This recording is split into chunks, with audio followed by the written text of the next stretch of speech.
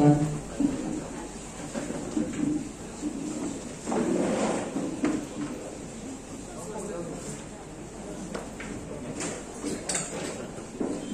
ערב טוב ותודה רבה לכל מי שבא. קודם כל, סליחה ומחילה מהרב שהוא חיכה, אנחנו רגילים לחכות לרב ולא שרב מחכה לנו.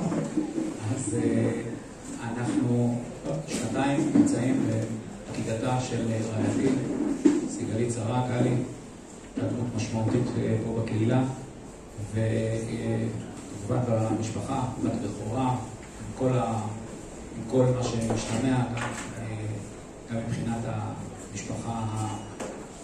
משפחת המקור שלה, וגם מבחינת המשפחה שלנו כמובן. אנחנו באמת שמחים שנמצא איתנו אב בית דין רבני אשקלון, הרב מאיר כהנא. ככה יצא, מסובב הסיבות, סיבב שהוא גם היה אצלנו בבית, גם בעריכת חופה וקידושים, כן, יש כאלה שהתחתנו בקורונה, וגם בשבעה הרוויה.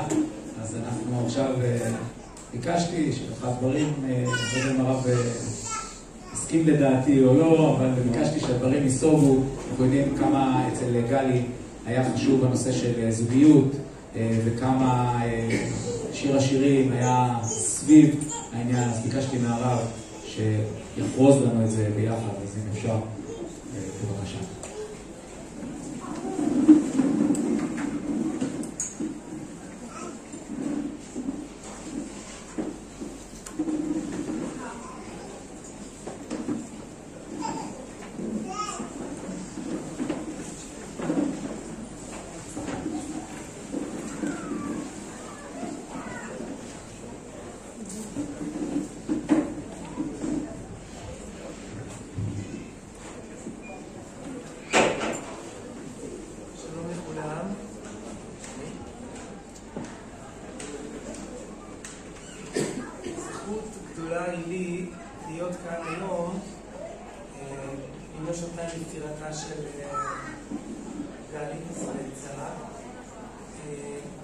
בתחושה הפשוטה שלי, בימי ישיבת ירוחם, אורי משה ממש בן משפחה בשבילי, גם בקשר עם ילדיי וגם בקשר האישי הקרוב איתי.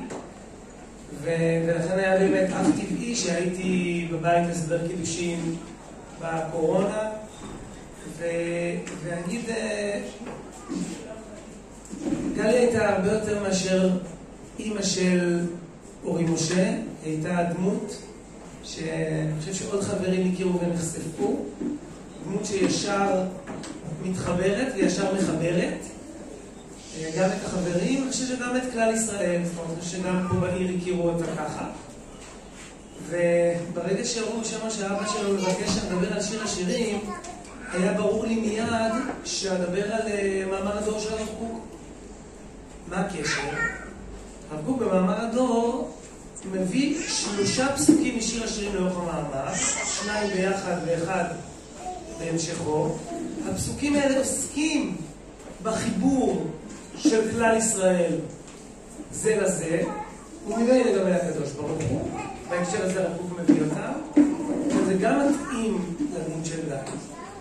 אבל גם זה דבר חידוש שצריך לעצור ולהניח עליו את האצבע.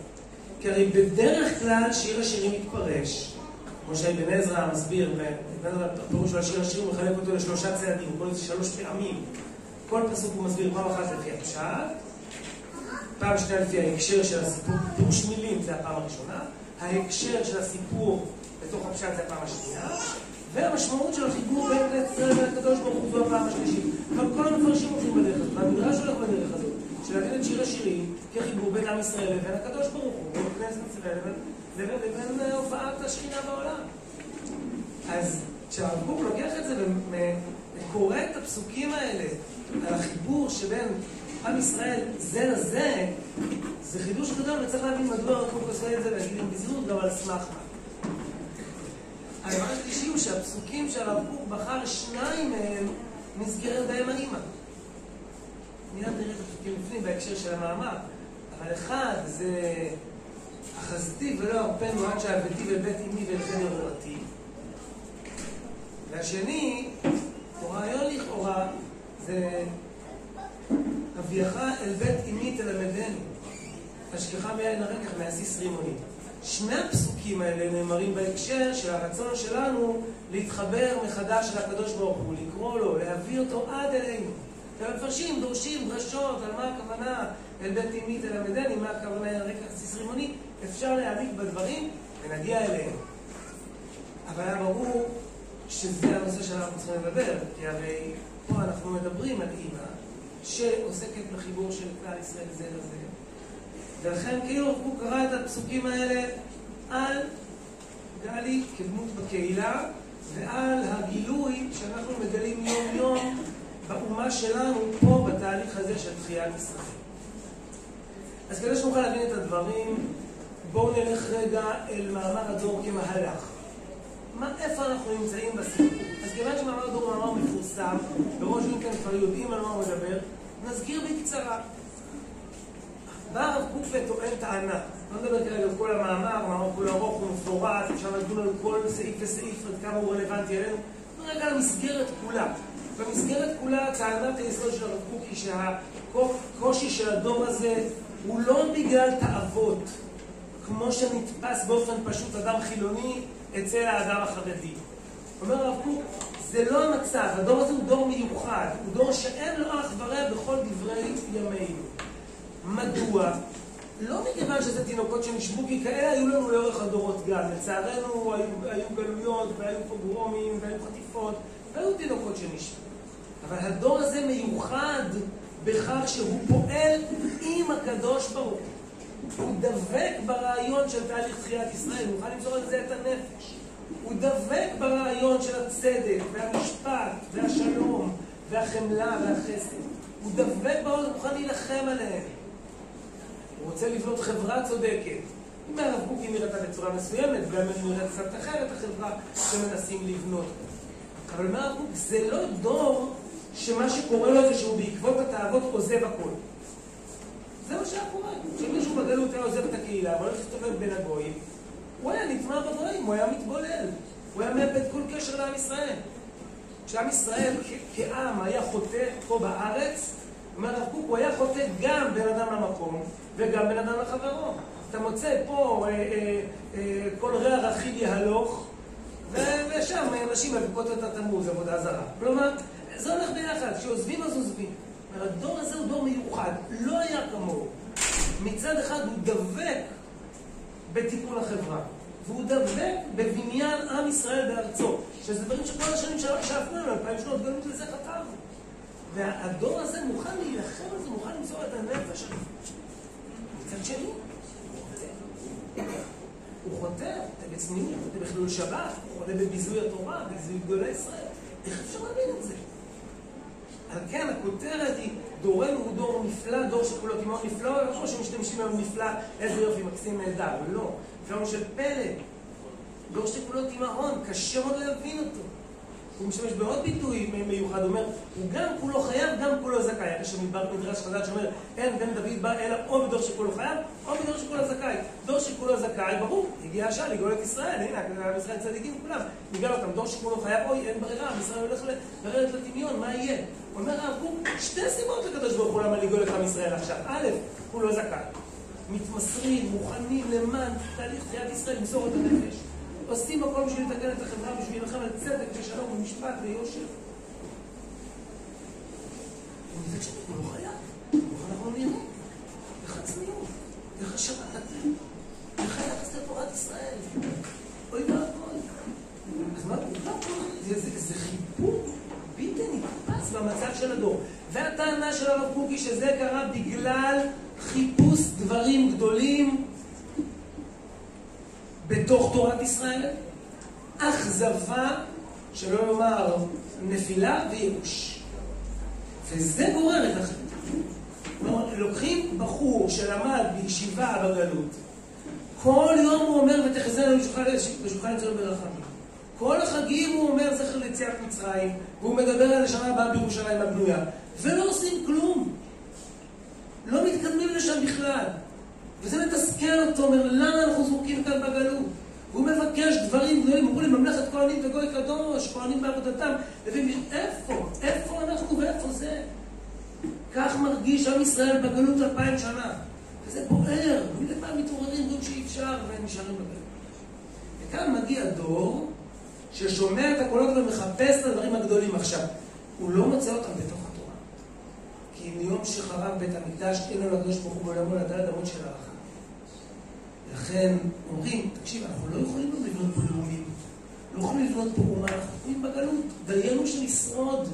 הנס הגדול של עם ישראל, כמו שאומר המהר"ל בנצח ישראל פרק א', שעם ישראל שורד בגלל שיש בו אחדות פנימית, לכן הוא שורד ולא נקנה בגויים. הוא אומר, האחדות היא טבעית לנו, היא בעצמותנו, בעוד שהגלות והפיזור הם במקרה, הם תכונה, זה לא טבעי לנו, זה לא מתאים לנו. לכן בגלות, עם ישראל כל הזמן, יש בו דחף לחבר אותו. אבל זה לא מצליח, כי אי אפשר בגלות לעשות את זה. אז שאומרים לבחור כזה בגלות, תקשיב, אי אפשר. אין, רק הלכה, רק תורה. תלמד את הגמרא ותהיה בשקט. מה אתה מתחיל עכשיו מחשבות גדולות? בסוף אתה חלילה אותו תתפקר. אז זה מתסכל אותו.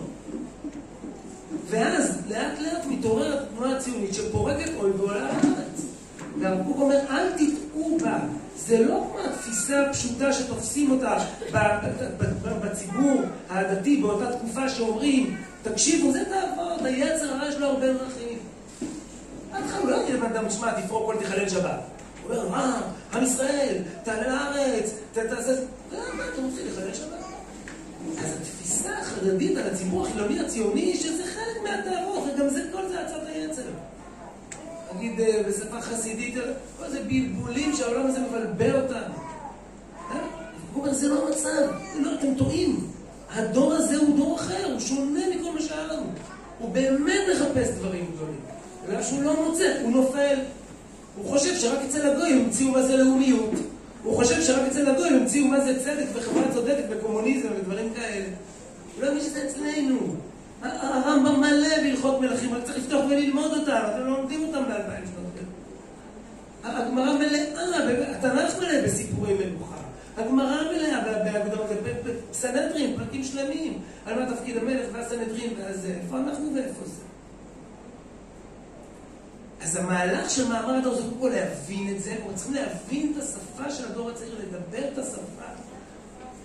כל המאמר משווה את הדתיים לדור האבות, ואת הציונים החילונים לדור הבנים. וכל המאמר חותר והשיב לב אבות על בנים, ולב בנים על אבותם, לשם זה הולך. 3-4 פעמים מסביר את הפסוק הזה לאורך המאמר. אז זה ככה בפתיחת המאמר להבין את הדור, וסיום המאמר הוא קריאה לעשייה. לאיזו עשייה? קודם כל אמרנו להבין את הדור, לדבר את השפה שלו. אבל מעבר לזה, הוא אומר, בבית המדרש אתה תתחיל ללמוד את הדברים הגדולים האלה שהזנחנו בשנות הגלות. אתה תתחיל לדבר בשפה של קודש על כל תהליך תחיית ישראל, לדבר על ממלכה, לדבר על כהונה, לדבר על נבואה, לדבר על רוח הקודש, לעסוק בזה. לדבר על קדושת ירושלים ועל בניין בית המקדש, לעסוק בנושאים האלה. לדבר על מה זה מלך ומה זה ממלכה, איך בונים מדינה בימינו, איך מנהלים מערכת כלכלית, לחשוב בגדול מתוך תורה, שהתורה עצמה תייצר את הגודל הזה, קורא הרב קוק במאמר הדור. וממילא הדור כולו יראו, בנינו יביטו אליו וינהרו. הם יראו שאת מה שהם מחפשים בכל מיני מקומות, הם צריכים למצוא פה, אצלנו, בתורה שלנו. כמו שאמר לי פעם, איזה אבא שהבן שלו נסע להודו, הוא אומר, נסע להודו לחפש את עצמו, אבל לא מבינה הוא מחפש את עצמו שם, הוא הולך לאיבוד פה. אז זה נאמר בלשון הומור, אבל זה אמיתי. אתם, עם ישראל, יצאתם לגלות מתוך התורה. חסרים דברים בתורה, לא כי הם לא נמצאים שם, אלא כי באמת בגלות פחות השקענו בהם, כי עסקנו בלשרוד. כי עסקנו בקהילות קטנות וסגורות, לא עסקנו בלאומיות, לא עסקנו בייעוד של עם ישראל ובתהליך תחייתו. הנה, שאנחנו עוסקים בזה, זה נראה גדול לעצמם. אנחנו מבינים איזה גודל ואיזה מרחב יש בתורה. כל פרשיות התנ"ך, כל ממלכת דוד, כל שיבת ציון ממזרע, כל הדברים האלה, כל הנבואות, שנהיו פתאום כל כך רלוונטיות וקורמות עור וגידים. לקרוא במצדה את חזון העצמות היבשות, ולהבין מה זה עושה, איפה אנחנו, לקרוא את זה בכל המקומות שהיינו בהם, ולראות את עם ישראל פתאום מתקרב בעצם ולעצמו. אז אבל מלמד לומר אחרי שהעצם על עצמו מתקרבות, אז זה כתוב שגם קרם עליהם אור. הוא אומר שהשתלת אור זה אחד הדברים הכי כואבים שיש. שתילים אור, והפצועים פצועי המלחמה יודעים לספר לנו את זה. הוא אומר שאחד הפצועים אמר לו, שהוא אמר לו רופא, זה מאוד כואב לי. אז הרופא אמר לו, אני שמח. זה לא היה כואב, הייתי מודאג. עכשיו שכואב לך, סימן שהאור באמת נקלט. אז כשחוזרים מ2000 שנות גלות, מתחילים להתקרב זה לזה, מתחילים להיווצר פה אומה חיה. אז ברור שבהתחלה זה כואב, כי באים כל אחד מהכיוון שלו, ויש הציונים שהגיעו לפה, וחושבים שהם הגיעו קודם, אז הם קובעים פה קודם. הגיעו דתיים אחר כך במזמרת, אנחנו היינו פה קודם, אנחנו 2000 שנה, היישוב הישר תמיד היה פה, ומתח בין היישוב הישר ליישוב החדש, אחר כך כל התהליך, בנייה קמת המדינה, ושאלה כן חוקה, לא חוקה, זה כואב. זה כואב. אבל זה מידר חיבור. זה מידר בריח שם. ונכון, גם בחזון העצמות האלה יש שני שלבים. בשלב ראשון נדבר על העצמות, בשלב שני נדבר על הרוח. מארבע רוחות בואי הרוח הופכים מהרוגים אלה, הרוח הגדולה של תחיית ישראל, שריית שכינה, גם היא עוד שלב שצריך לבוא, וזה קורה לאט, בשלבים, בהדרגה, כמעט. אז אחרי כל שזה מאמר דור קורא, אנחנו צריכים להעמיד מתוכנו דרשנים שמדברים את השפה של הדור, גאוני תורה, שגם התורה שלהם גדולה ועצומה, אבל גם חיים את החיבור אל כלל ישראל. אנחנו להעמיד סופרים ומשוררים וגיבורים, במדרגה אחר מדרגה, ממש צריך להעמיד אנשים כאלה שהם יובילו את תהליך החיבור. עכשיו, הקריאה הגדולה הזאת היא המהלך של מאמר הדור. אפשר להתווכח עליה, זה רלוונטי, לדורנו או לא רלוונטי, איזה מהמרכיבים כן שייך או לא שייך, עוסקים בזה בכל הישיבות שלנו. אבל היום לא באנו לדבר על מאמר הדור בכללו, אלא להאיר את אותן הנקודות שבהם הוא מצטט פסוקים משיר השירים, כמו שאמרנו בפתיחת הדברים, ונקרא רגע את הפסקה הקצרה שבה מביא הרב קוק בתחילה את שני הפסוקים שהזכרנו קודם לגבי להביא את הקדוש ברוך הוא אלינו, אל בית אמי, אל חדר הורתי, פעם אחת האמא נקראת הורתי, ופעם שנייה אל בית אמי תלמדני, זאת שמלמדת אותי, נכון, חלק מפחדים אל בית אמי, ואז אתה תלמד אותי. עוד דברים שלא יכולת ללמד אותי בחוץ, תלמד אותי בפנים. יש דברים שאתה לא יכול, כמו סתרי תורה, דברים שעוד לא הגעתי אליהם, אני אוכל ללמוד שהקדוש ברוך הוא כבר ישרה פה אצלנו, בתוך השכינה. אז תביא לך לבית אמי, ואז אתה תלמדני. אבל כתוב שבן עזרא אומר, תלמדני חוזר אל האם, כלומר, אל בית אמי תלמדני, כלומר, כשאני מביאה אותך אליי הביתה, זה לא סתם אל הבית שבו גדלתי, זה הבית שבו אמא שלי לימדה אותי כל דברים חשובים על בית ועל חיבור ועל משפחה ועל כלל ישראל, ועל תיטוש תורת אמך, כי היסודות הבסיסיים ניתנים על ידי האם, ונוסיף על זה עוד משהו ככה בסוף.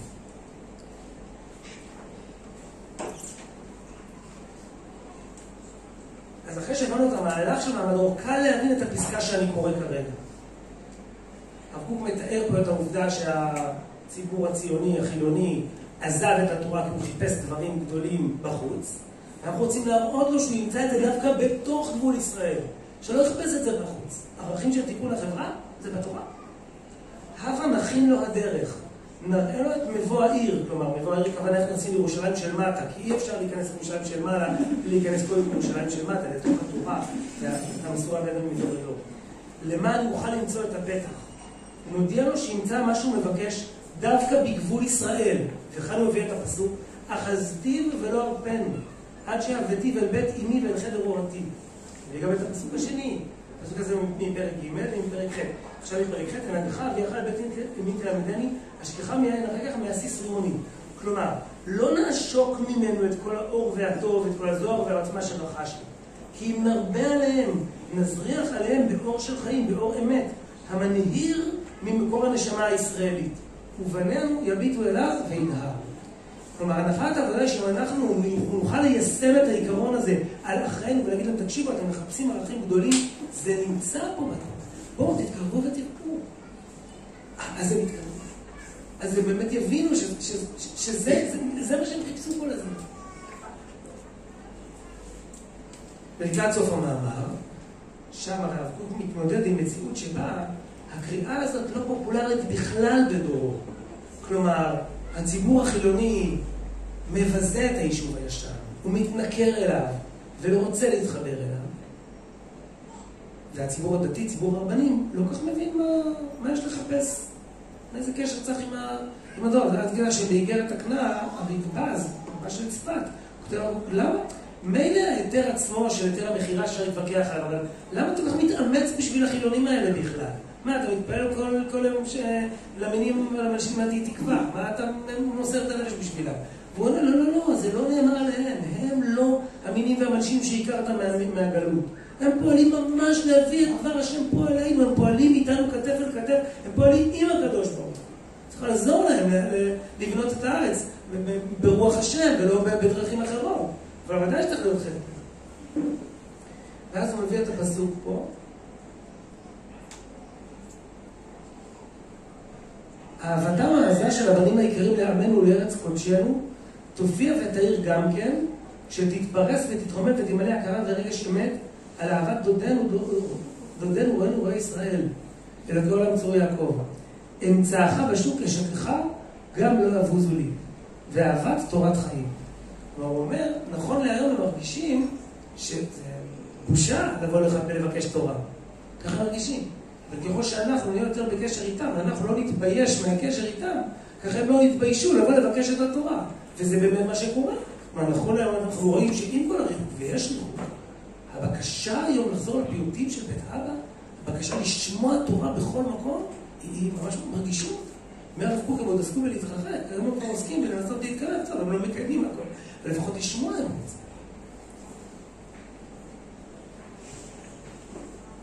שאלתי בהתחלה, מאיפה הרב קוק לוקח את היכולת להכיל דברים כשנאמרים בין עם ישראל לבין הקדוש ברוך הוא, להכיל אותם על החיבור בינינו לבין אחר, על החיבור הפנימי בתוך עם ישראל. והציע בקצרה 4 מדרגות של הבנה בהקשר הזה. המדרגה הראשונה, מכיוון שהרב קוק מבין שצורך השעה. אז כמו שאדם אוכל ושותה וישן, כי צריך מה לעשות. אז כמו שאומרים בכל דרכיך דאו במובן הפשוט שלו, שכשאדם פועל, הוא צריך, עושה את זה כהכנה לקראת לימוד תורה, לקראת שמירת מצוות. גם כאן, זאת המשימה של הדור הזה. זאת ההכנה. בכך שאנחנו מבינים שהדור הזה, מה שצריך זה להתחבר מחדש כדי להיות מסוגל, לעלות מדרגה בלימוד התורה, להכיל את התורה על כל המהלכים של הדור הזה, ולחבר את ישראל לאבינו שבשמיים. אז כתחנת ביניים, זה מה שצריך להתחבר אל כלל ישראל. זאת מדרגה בסיסית, אבל מיד צריך לעוד למדרגה הבאה. הרב קוק בעצמו, במוסר אביך פרק ב', מבין אחרת מכל המפרשים את בכל דרכיך דאהו. הבנה חסידית, מוצאים אותה אצל עוד כמה וכמה דברים חסידיים. בכל דרכיך דאהו זה לא תעשה את האכילה כהכנה אל הלימוד תורה שתלמד אחר כך, אלא בכל דרכיך דאהו, בדרך עצמה, בית של בתוך מה שאתה עושה כרגע תמצא את הקדוש ברוך הוא. אם הגעת למסקנה שכרגע אתה צריך להיות עם הילדים שלך, כי אשתך בעבודה ואתה צריך לצאת מהכולל ולהיות עם הילדים, אז אל תגיד, אוי, שנוכל להיות אותם עכשיו, אבל אחרי זה אני יכול ללמוד תורה עוד קצת. אבל תגיד, עכשיו אני פוגש את הקדוש ברוך הוא בקשר עם הילדים שלי. עכשיו זה בא לידי ביטוי בזה. חינוך היא מצווה גדולה וחשובה. וכאן אני מתחבר לילדים שלי עוד יותר. אז אם אני כבר כאן ועושה את זה, אז בזה אני אמצא את הקדוש ברוך הוא. לכן, אם זה האתגר של הדור, אז לא רק איזה אמצעי והכנה ותחנת ביניים. הקדוש ברוך הוא שם אותנו כאן בדור הזה, כדי שנבין שבכך אנחנו מקיימים את השליחות האלוקית שלנו. שם נמצא את תוצאת השכינה. באותה מצווה שאתה עושה כרגע, באותה שליחות שלך כרגע, שם נמצא את הקדוש ברוך הוא. אדם הולך בדרך, הולך לעבודה, ויגיד, טוב, אני אעבוד, אז יהיה לי כסף, אז נוכל ללמוד תורה. כן, נגיד גם את זה, בוודאי, ברור, צריך ללמוד תורה. אבל גם להגיד, בכך שאני הולך לעבוד, פה אני אמצא את הקדוש ברוך הוא. זאת השליחות שלי כרגע, לעבוד כמו שצריך, לייצר תוצרים כמו שצריך. זה חלק מהתוצר הלאומי של מדינת ישראל, קוראים פה דברים. משהו צומח, משהו קורה פה, אז בזה עצמו אני מוצא את הקדוש ברוך הוא. לכן במדרגה השנייה, אנחנו לא נשארים רק בזה שטוב, זה מה שצריך, זה טכני, זה הכנה לקראת תופעת שכינה. אלא פה אנחנו רוצים את תופעת השכינה, בכך שאנחנו מדברים את השפה של אחינו ואנחנו קרובים אליהם. אבל צריך עוד פה להיות 2 מדרגות, ומעל להבנה הטכנית בחיבור. בספר אורות ישראל, הוא מקדיש פרק שלם שכותרתו ההידבקות וההתקשרות בכנסת ישראל. כלומר, להבין שבמציאות שבה הדור שלנו הולך ומתחבר ומתכנס, אז ההתכנסות הזאת וההתחברות הזאת היא לא משהו טכני שמיועד לאפשר את תופעת השכינה, אלא היא בעצמה חלק מתהליך הופעת השכינה. אז שאלה עצמך, רגע, מה אני עושה כרגע כדי לפגוש את הקדוש ברוך הוא? אני לומד תורה, נכון, 10 שנים עוסקים בתורה, שכינה עמהם, אפילו 5, אפילו 3, אפילו 1. נהדר, אדם מתחתן, איש הזכו, שכינה ביניהם, אדם הולך לצבא, הקדוש ברוך הוא שם, אתה שומע אותו, מתהלך בקרב מחנך, דוד המלך שמה שומע כל צעקה בראשיה בחיים כסימן, עושים הרבה דברים שבהם מופיע הקדוש ברוך הוא. האתגר המרכזי של הדור הזה זה שכל אחד מתמשל אי שם בגלות, במרוקו, בתימן, באשכנז או בעיראק, בכל מקום שהוא היה, הוא התקשר להידבק מחדש בעם ישראל האחד.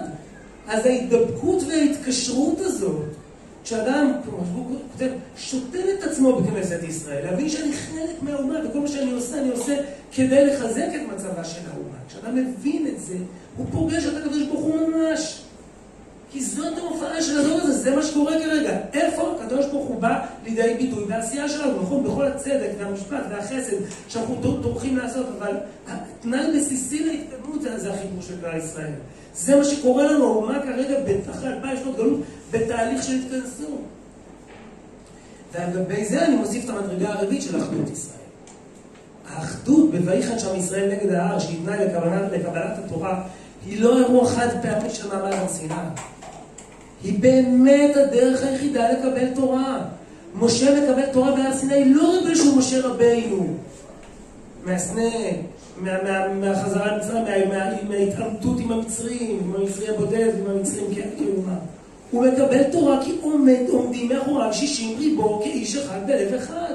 אז זה הרגע שבו אפשר את התורה לישראל. מהר"ל אומר, 26 דורות התורה חיכתה, 10 דורות מאדם ועד נוח, 10 דורות של נוח ועד אברהם, אחר כך אברהם, יצחק, יעקב, אברהם נותן את כל האנרגיות והעצמות, יצחק מפסס, יעקב מופיע בין שניהם, 12 שבטים, 70 לאפשר דורות במצרים, 60 ריבו ישראל, הגיע הרגע. ובתנאי שהם מסוגלים להיות מאוחדים כאיש אחד בלב אחד, אנחנו בשלב דומה של תהליך תחיית ישראל. יוצאים ממצרים, מתחילים ללכת במדבר, מתחילים להתכנס פה לארץ ישראל. ברגע שנהיה מסוגלים להיות מאוחדים, לדבר בשפה אחת, לקרוא בשם השם כאיש אחד בלב אחד, ברגע הזה מופיע הגאולה שלמה. מחכים לזה. דור שכולו חייב, דור שכולו זכאי, דור שגם כולו חייב וגם כולו זכאי. רק צריך להיות ביחד, להיות מוכנים לקבל את הנס הזה של תחיית ישראל ואת הגאולה השלמה. לכן הרב קוק מרגיש אך טבעי להשתמש בפסוקים האלה ולומר, להביאך אל בית אמי תלמדני, להביאך אל בית אמי ולחדר אורתי, זה החיבור שאנחנו צריכים כרגע, מה שנקרא בין ישראל ובין הקדוש ברוך הוא. אפשר לקרוא אותו כרגע על בין ישראל, בתוך עם ישראל, בין אדם לחברו, בין איש לרעהו, בין מגזר למגזר, בין ציבור לציבור. המאמץ המרכזי של הדור צריך להיות שם.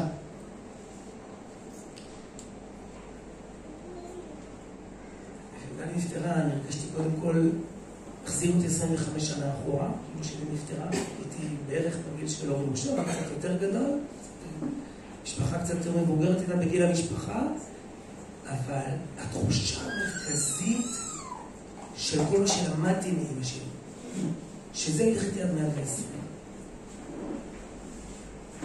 ואני חושב שכשאני פוגש את העשייה המשפחתית, הילדים, איש בדרכו, וכל אחד באמת הלך בדרך שלו, להרגיש מה קיבלנו, מה למדנו מאמא, מה אמרה לנו לפני שהלכנו לבית הספר, מה אמרה לנו כשאנחנו בשיעור בבית, המילים האלה הולכות איתנו עוד 120 שלנו, לא עד 120 של אמא שנפטרה. ולכן האמירה, אביך אל בית אמי תלמדני, זה להגיד, אני מרגישה, כשאני רוצה להביא את אהוב ליבי אל הבית שלי, זה לא רק בשביל להשתות אותו מיין הרקח מהסיס רימוני מכל השיקויים המיוחדים שיכולים לעשות אצלנו בבית. אלא זה כי בבית הזה, פה בין הקירות האלה, למדתי מאמא שלי את כל הדבר. היא זו שהוליכה אותי צעד אחר צעד באתגרים של החיים. היא זו שלימדה אותי את החיבור הראשון ביני לבין החברים שלי בגן, בבית הספר. איך מתייחסים אל החברה, איך מתחברים אל אנשים, גם כי הם שונים מאיתנו, איך מביאים אותם אלינו הביתה, איך ממלאים אותם שפע וטוב. וכשאנחנו קוראים את הפסוקים האלה שאנחנו על כלל ישראל, רגע, אל תחפשו אותם רחוק, לא תחפשו אותם פה בבית. זה משפחת מרציאנו, הבית הזה שבו גדלו הילדים אל בית אמי תלמדני, אל בית אמי ואל חדר הורתי, להבין שהיכולת לחבר את כלל ישראל אל התורה, מתחיל ביכולת להתחבר אליהם פשוט חיבור אנושי, כאן פשוט כמו שאימא שלנו לימדה אותנו. ועם זה ללכת, שנה אחר שנה, צעד אחר צעד, המשפחות גדלות, בחז"ל באמת הנחמה, כשאתם מתאר מה זה נחמה, אומרים לי, האדם הראשון נפטר לו ילד, ואחר כך נולדו עוד ילדים, והנה הדברים שלך, ואתה רואה את המשפחה גדלה וצומחת. זאת אומרת, יש פה עוד דור שלם של ילדים שהולכים ללכת עכשיו, שנתיים אחרי, אבל לאט לאט נראה את המשפחה גדלה וצומחת ומתפתחת ומתמלאת, והכל מכוח אותו יסוד של בית אמי תלמדני. לכן אנחנו אומרים, אני עבדך בין אמתיך. מה אתה אומר, אנא השם כי אני עבדך? אני עבדך בין אמתיך, כבר נולדתי אצלך. כבר נולדתי בתוך המרחב שלך. הצעדים הראשונים שלי היו בתוך נקודת מבט של חיבור של כלל ישראל. זה שהקריאה הגדולה הזאת של הרב קוק, שאז הייתה כזאת, כל קורא במדבר, היום כולנו מדברים את זה, כולנו שואפים, ועדיין יש אנשים שמהם אנחנו לומדים את זה. וסיגלית שרה גלי הייתה אחד מהאנשים האלה, אנחנו מאחלים למשפחה שהמשיכו לבנות ככה, בדרך הזאת, שכל הילדים והנכדים, הנינים בעזרת השם, אחד ביתו, המשיכו לשאת את הזיכרון הזה, את הצעדים הראשונים האלה של בית אמי תלמדני, ושהקריאה הזאת של הרב קוק נצליח ליישם אותה ממש ככה, מתוך החיבורים האלה בדורות האלה, מתוך כך נראה גם את עם ישראל הולך ומתחבר, הולך ונגאל. שהדברים האלה למשפטה.